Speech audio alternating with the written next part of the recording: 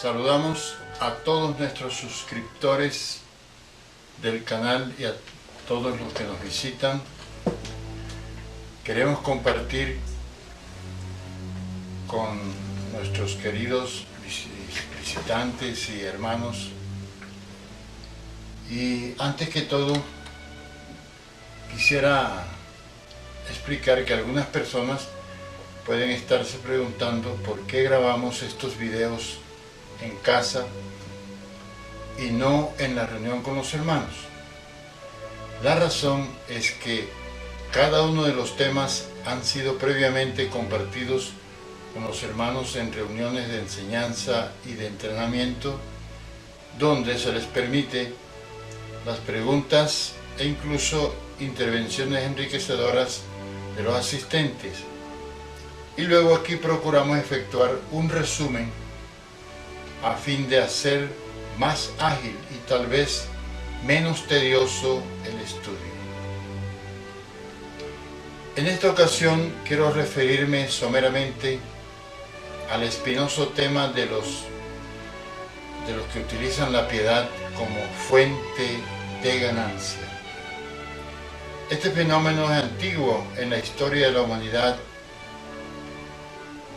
y la época de la encarnación y del ministerio del Señor no es la excepción. Dirigiéndonos al capítulo 2 del Evangelio de San Juan, leamos de todo ese contexto, escojamos los versículos 13 al 16. Dice que estaba cerca la Pascua de los judíos y subió Jesús a Jerusalén y halló en el templo a los que vendían bueyes, ovejas y palomas, y a los cambistas allí sentados, y haciendo un azote de cuerdas, echó fuera del templo a todos, y las ovejas y los bueyes, y esparció las monedas de los cambistas, y volcó las mesas, y dijo a los que vendían palomas: quitad de aquí esto, y no hagáis de la casa de mi padre casa de mercado.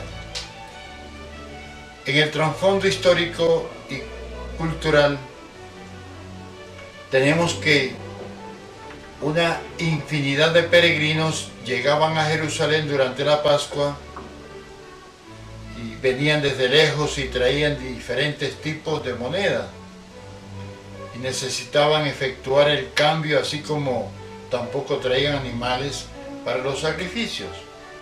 Entonces les era necesario comprarlos, de modo que el atrio y las afueras del templo eran lugares muy frecuentados por los cambistas y los vendedores de animales, y es posible que los jerarcas del templo de Jerusalén cobraran alguna jugosa rentabilidad que para el enriquecimiento personal, dado que, según el reclamo que en ese contexto le hacen esos señores al Señor por su actuación.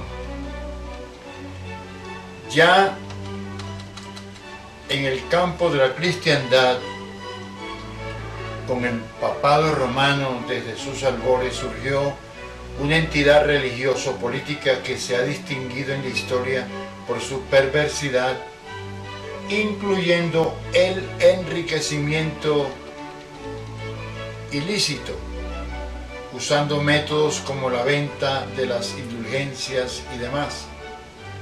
Para nadie es un secreto que el papado romano durante siglos estuvo en manos de familias de la aristocracia de Florencia, por ejemplo, en Italia, como los famosos Médici.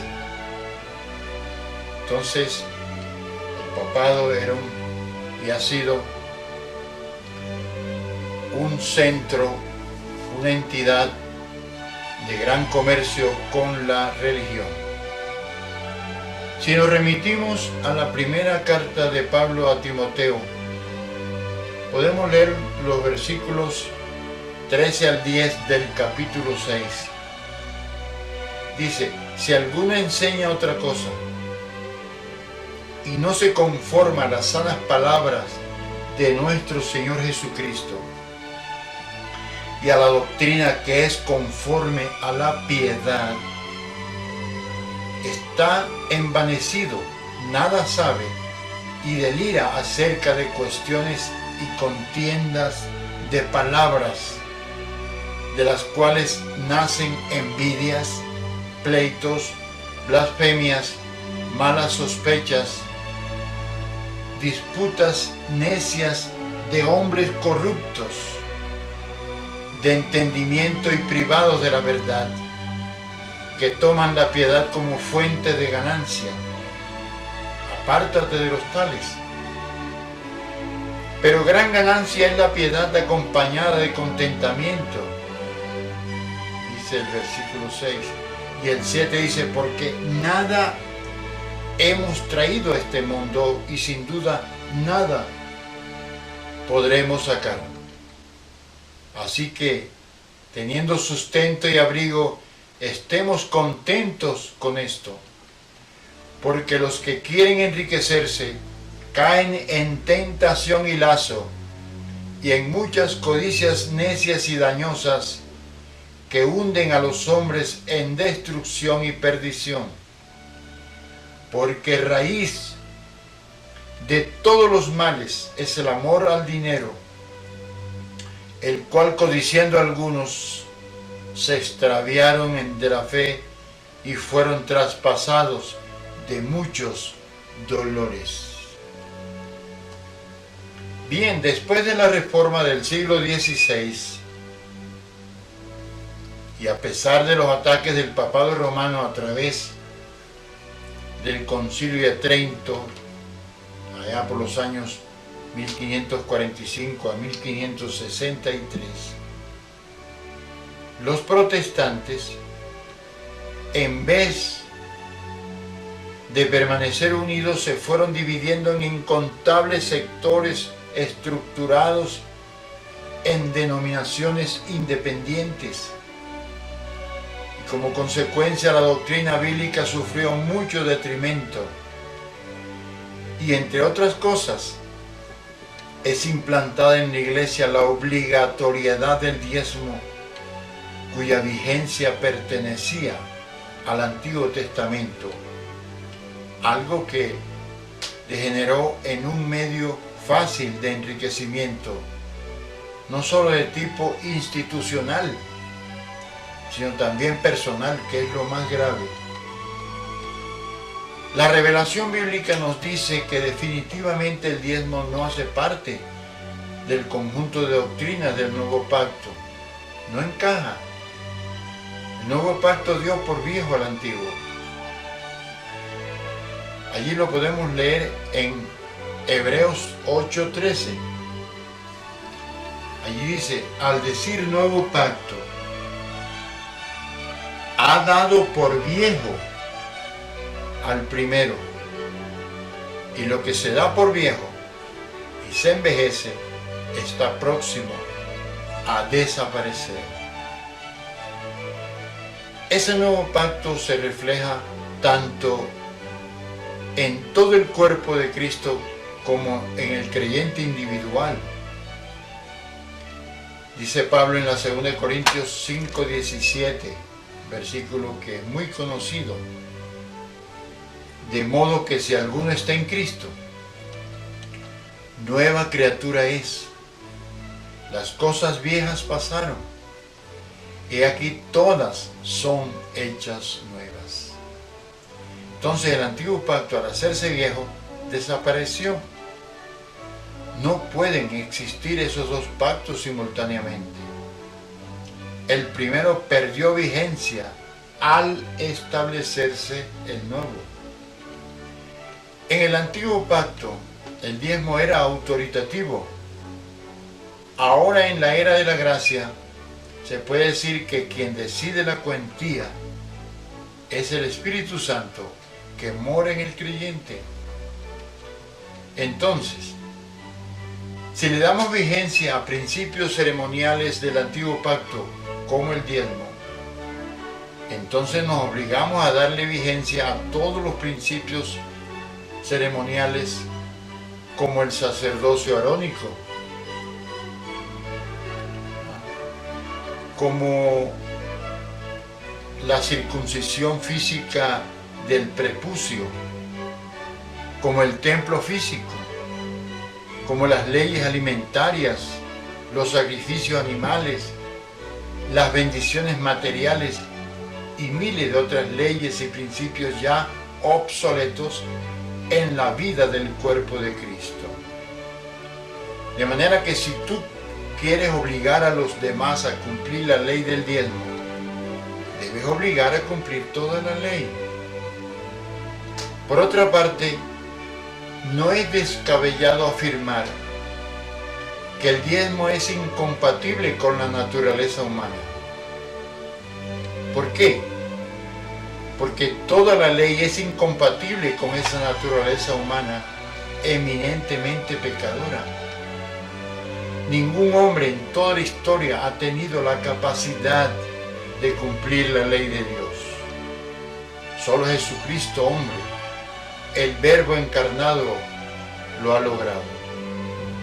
No está en la naturaleza pecadora humana cumplir la ley. No puede. Siempre termina fallando. Y Dios lo sabe. Dios lo sabía desde la eternidad. Por eso Dios hizo la provisión desde antes de la fundación del mundo. Dice en Apocalipsis 13:8 que el Cordero de Dios fue inmolado desde el principio del mundo. De manera que si nosotros como hijos de Dios nos dedicamos a tratar de cumplir la ley, jamás lo lograremos y descuidamos la guía y la luz del Espíritu Santo. Hermanos, es entendible que el nuevo pacto está basado en promesas superiores que el antiguo. Tenía que ser así. De otra manera, todo volvería a ser un fracaso. Lo leemos en Hebreos 8, los versículos 8 y 9. Dice, ¿por qué? Reprendiéndolos dice, he aquí vienen días, dice el Señor, en que estableceré con la casa de Israel y la casa de Judá un nuevo pacto. No como el pacto que hice con sus padres el día que los tomé de la mano para sacarlos de la tierra de Egipto. Porque ellos, óigase bien, porque ellos no permanecieron en mi pacto. Sencillamente no lo podían hacer. Su naturaleza pecadora se los impedía. Hermanos, definitivamente el nuevo pacto es superior al antiguo. Bajo el antiguo, el creyente solo podía apoyar su fe en los símbolos y prototipos de Cristo. Y la ley escrita en piedras constituía la norma puesta ante el creyente para su dirección, incluido el diezmo. Bajo el nuevo pacto, el creyente deposita su confianza en la propia persona de Cristo Jesús y en su acto de expiación ya efectuada en el Calvario. Y vemos que ahora la ley es implantada en tu corazón por el Espíritu Santo que mora en ti permanentemente. Por eso dice la palabra por la pluma del apóstol Pablo en la 2 Corintios 9:7, lo dice con mucha claridad. Cada uno dé como propuso en su corazón. Si la ley ya está escrita en nuestro corazón por el Espíritu Santo que nos guía en un pacto de gracia, sería un contrasentido que volviéramos a regirnos por los principios mosaicos de un pacto obsoleto escrito en piedras a fin de determinar la cuantía de nuestra ofrenda en la congregación. El Espíritu Santo conoce perfectamente si una persona en determinado momento está en condiciones de aportar cierta cuantía para la obra del Señor.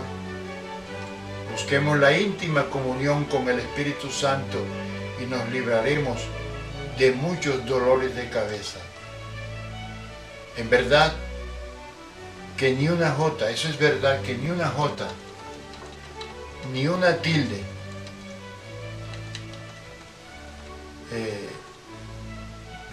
pasará de la ley. No va a pasar hasta que todo se haya cumplido, esa es una verdad. Pero el Señor aquí no hablaba de leyes ceremoniales, ni de formalismos como el diezmo, sino de la ley moral y del cumplimiento eterno de su voluntad, incluidos los asuntos escatológicos. Y en lo que respecta a nosotros, es Dios en nosotros obrando este cumplimiento, cuando en verdad caminamos con Cristo. Nuestra respuesta ante el cumplimiento de la ley no deja de ser una actitud de nuestra mente transformada.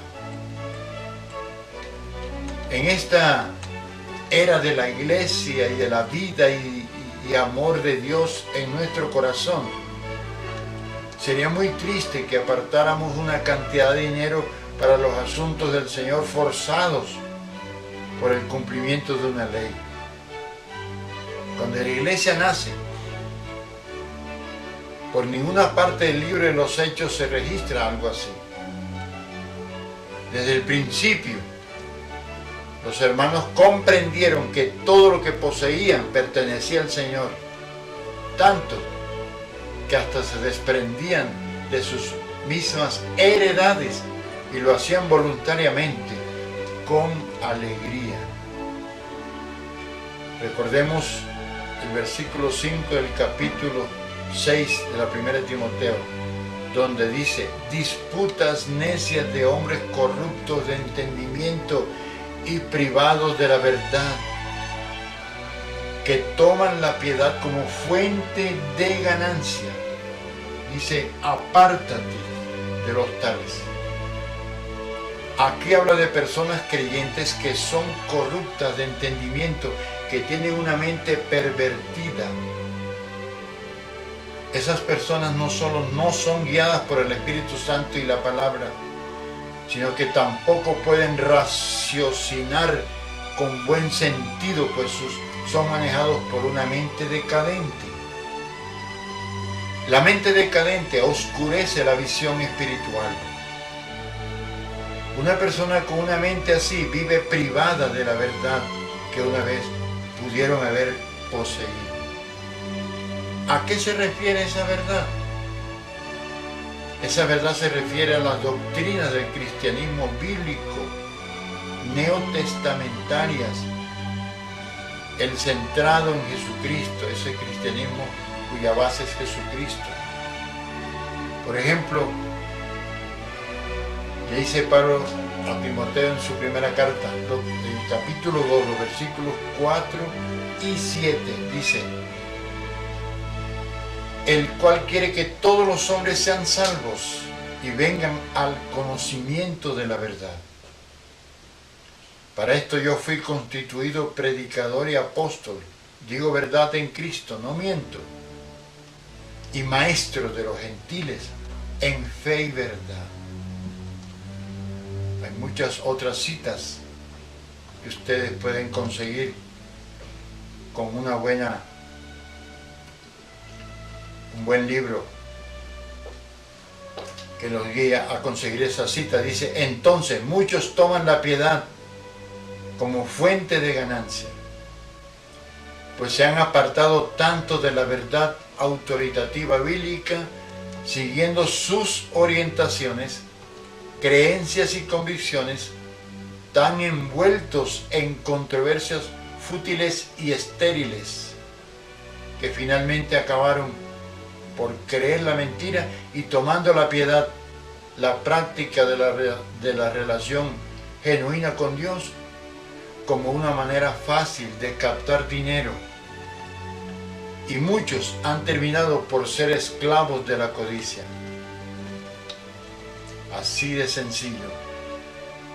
En los tiempos que vivimos, hermanos, el cristianismo se ha convertido en una empresa, en una industria que produce millones de dólares. Muchos de ustedes han escuchado ciertas corrientes filosóficas de la antigua Grecia, como los sofistas. En la antigüedad griega había una corriente de filósofos llamados sofistas, que se caracterizaron por vender sus conocimientos cobrando altos estipendios en sus academias. ¿Qué enseñaban los sofistas? La especialidad de los sofistas era ayudar a los hombres a argumentar con astucia, lo que involucra la triquiñuela de falsear la verdad, a fin de que salieran victoriosos en sus querellas, es decir, hacerlos competentes para convencer, usando sofismas. ¿Qué es un sofisma? Sofisma es la razón, es el argumento aparente con que se pretende defender o persuadir de lo que es falso. Eso nos dice que los sofistas hacían de la retórica un medio fácil de ganar dinero. Dicen que de ahí se ejercitaron los abogados litigantes, y puede que haya mucha verdad en eso. Para los sofistas, la verdad sería entonces todo cuanto es ventajoso para el individuo, todo lo que obtiene los resultados deseados. Y ese método está siendo usado por muchos predicadores cristianos que en este tiempo de apostasía se están dando por centenas, tiempos en que la iglesia se aparta cada vez más de la piedad. ¿Qué es piedad? Piedad es devoción, piedad es dedicación, piedad es una actitud en pos de Dios, piedad es inclinación a hacer lo que es agradable a Dios. La doctrina que es conforme a la piedad significa que es coherente con la santidad, en contraste con las falsas enseñanzas. La doctrina de la piedad involucra las verdades de la fe con respecto a Cristo. Sí, hay una santidad fingida a fin de obtener mayores ofertas y salarios. Los santos fingidos toman la religión apenas como un negocio que produce pingües dividendos. Y eso, mientras está en este escenario terrenal, eso tiene sus satisfacciones lógicas, temporales y carnales, pero satisfacciones al fin y al cabo. No obstante, hermano, la vida tiene una dimensión superior e irreversible que inexorablemente traerá juicio más allá del umbral de la muerte, es decir, en la existencia después de esta muerte física, y ese juicio no se hará esperar. Quienes toman la piedad como un negocio y fuente de ganancias se olvidan de la dimensión eterna. Se olvidan. Y lo reducen todo a meras riquezas materiales dentro del terreno de la vanidad de la vida. En la práctica vemos que uno puede aceptar realidades espirituales y hasta creer en ellas intelectualmente, y sin embargo actuar en su vida como cualquier materialista ateo. Nadie que crea tener un llamado especial de Dios es investido de ciertas prerrogativas como para salirse de los claros parámetros bíblicos como para pretender enriquecerse mediante su servicio.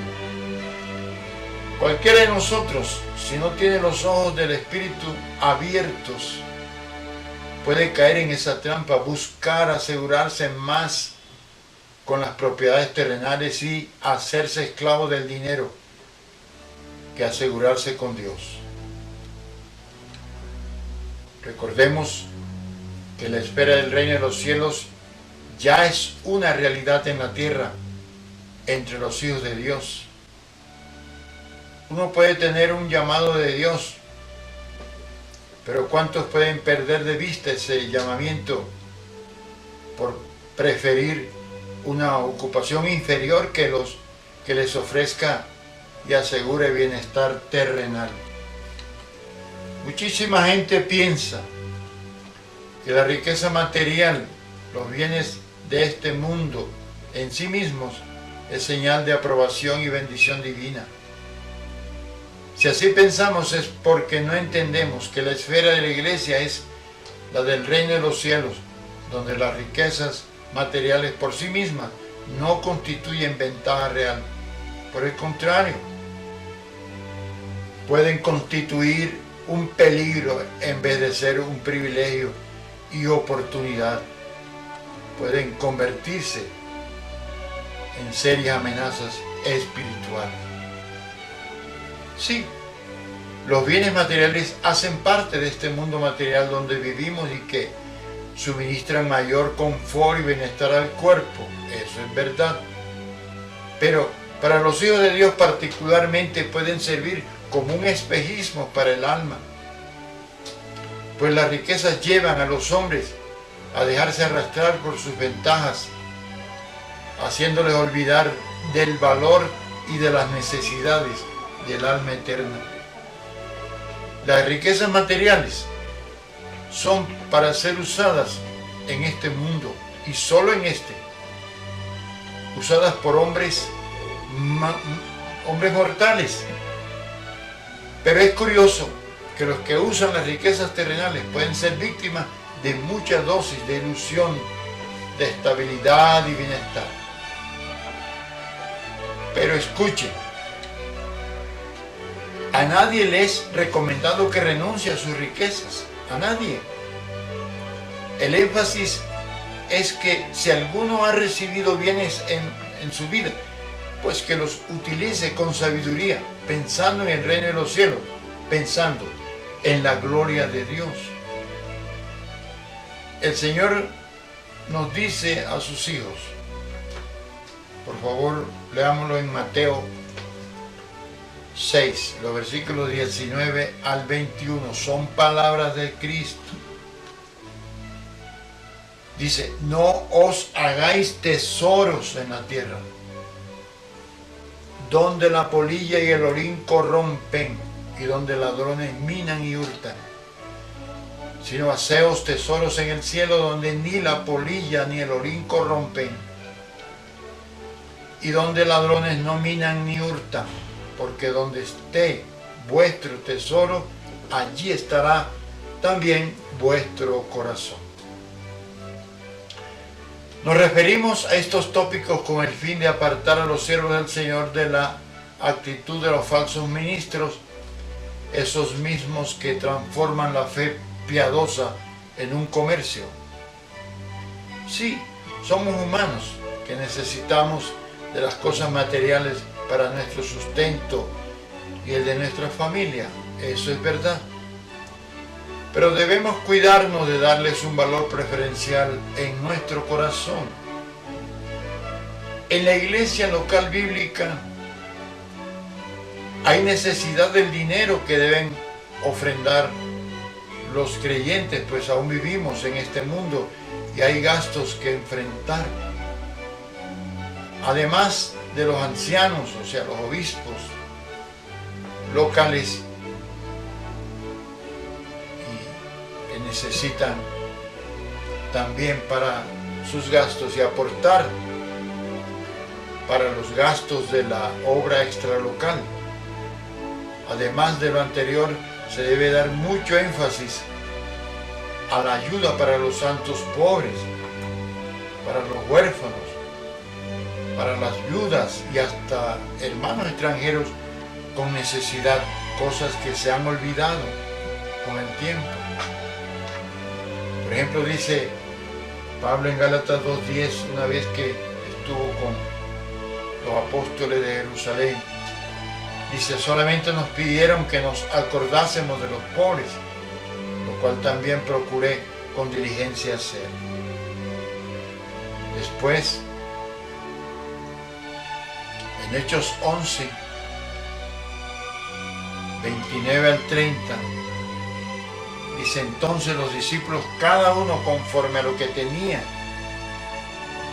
determinaron enviar socorro a los hermanos que habitaban en Judea, lo cual en efecto hicieron, enviándolo a los ancianos por manos de Bernabé y de Saulo. Hermanos, las verdaderas riquezas se encuentran en las realidades espirituales, y que para nosotros el mundo verdaderamente rico es aquel que está por venir, cuya mayordomía se basa en la genuina lealtad a Cristo. Si el Señor entrega en tus manos cierta dosis de bienes materiales, entonces debes buscar establecer un principio ético que te haga sabio para manejar las riquezas con íntima relación con tu fe y lealtad a nuestro Señor Jesús. La piedad es la auténtica fe religiosa, acompañada de santidad práctica. La santidad no es una utopía. La auténtica santidad es la práctica de la fe cristiana. Cuando el creyente es moralmente transformado a la imagen de Cristo, como dice en Romanos 8:29. Este es un versículo muy conocido, porque a los que antes conoció, dice, también los predestinó para que fuesen hechos conformes a la imagen de su Hijo, para que Él, o sea Cristo, sea el primogénito entre muchos hermanos. Dios quiere pues que la piedad, esa fe sincera y auténtica, sea manejada en la historia de cada creyente como un medio de auténtico beneficio y ventaja para el espíritu, tanto en esta esfera terrena como en el mundo futuro. Al que ejerce la piedad con sana conciencia, le es provechoso ahora, en la presente vida, como también en la existencia futura, y tiene asegurada su participación en las gloriosas bodas del Cordero de Dios. Cuando el creyente realmente está siendo transformado conforme a la imagen de Cristo, va adquiriendo la naturaleza moral del Señor. Entonces empieza a participar de todas sus perfecciones y atributos, o sea, las perfecciones y atributos del mismo Señor Jesucristo, como lo dice Pablo en Gálatas 5, 22 y 23, donde está dibujado el fruto del Espíritu. Dice más: el fruto del Espíritu es amor, gozo, paz, paciencia, benignidad, bondad, fe, mansedumbre, templanza. Contra tales cosas no hay ley. A medida que nuestro carácter va siendo transformado como consecuencia de la vida de Dios en nosotros, en ese mismo progreso vamos siendo capacitados para hacer la voluntad de Dios. Para hacer la voluntad de Dios necesitamos ser transformados a la imagen misma de Cristo. Cristo es quien cumple la ley y la perfecciona, y nosotros nos beneficiamos de su experiencia espiritual. Recuérdese que Cristo nos trajo el principio de la gracia, el de la justificación y el de la regeneración, Y eso no lo podía dispensar la ley. La auténtica fe va creando en el individuo cierta riqueza espiritual que se traduce en autodominio, mediante el cual vive en un permanente contentamiento. Y ese es un beneficio mucho mayor que aquel que le puede proporcionar las riquezas terrenales. Muchas veces las riquezas terrenales sirven para generar contiendas, temores e incluso violencia. Hay un urgente y celestial llamado a fortalecer la confianza vital en Cristo, pues el materialismo invadió la vida de la iglesia y ahora, al borde de la gran apostasía, está peor. La vida eterna consiste mucho más que el concepto de la vida interminable. No es vivir interminablemente sentado en una nube tocando el arpa. Más que eterna, la vida metafísica es también una especie de existencia que participa de la vida divina misma. Es un estar cada vez más unidos a Dios en Cristo. Y eso debe comenzar ahora. A los redimidos, Dios les proporciona su propio tipo de vida, basado en su propia esencia divina. Los redimidos se convierten en seres más elevados que los ángeles. Y eso debe tener una práctica mientras estamos viviendo en esta tierra. Amén.